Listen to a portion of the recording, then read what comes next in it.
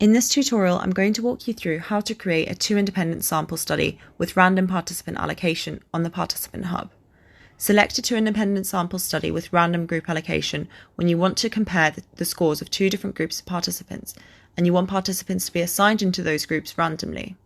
For example, you might want to measure the effect of two different images on participants' responses. To get started, click on the Add New Study button. The first step is to give your study a title and enter the number of participants you need.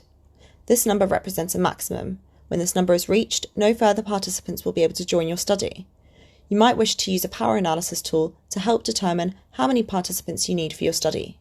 Next, click Update. The next step is deciding on how you're going to get participants for your study.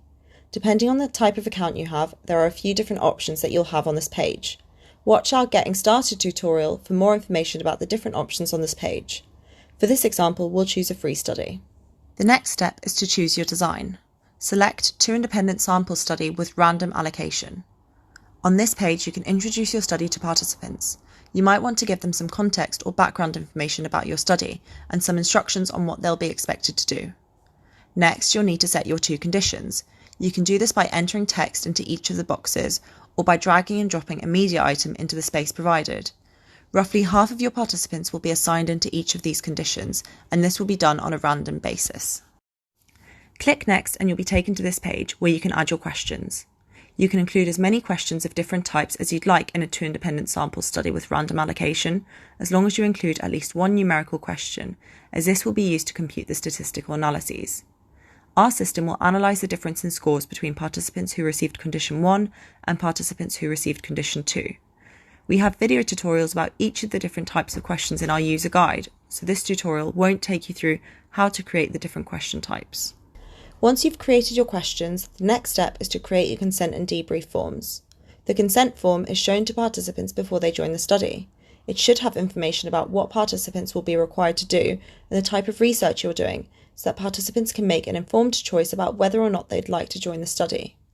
You can use our template if you'd like to, just make sure you enter all the relevant details for your study. Participants will be shown accept and decline buttons at the end of the consent form. If they click accept, they'll be taken to the start of the questionnaire. If they click decline, they will not be able to take part in your study. You can edit what these buttons say by changing the text. Just remember that you can't change the order that the buttons appear in. On your debrief form, you might want to thank participants for taking part, and you could give them a bit more information about the study too. Once you're done, click Update. Next, you can preview your questionnaire. This allows you to check that you've not made any mistakes and that your images and videos are working correctly. If you would like to make changes to any section of your questionnaire, click on the pencil icon next to the relevant section. Make your changes, click Update, and you'll be taken back to this screen. To go back to the preview, just click Preview again.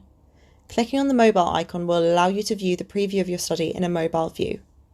Once you're happy with everything, click Return to Studies. Next, click Summary and Publish. Depending on the type of study that you've chosen, this page will look different. We explain how each of the different Summary and Publish pages work in our Getting Started tutorial.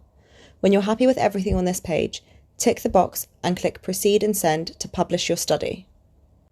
I hope you found this video helpful. For more help and guidance, check out the other videos in our user guide.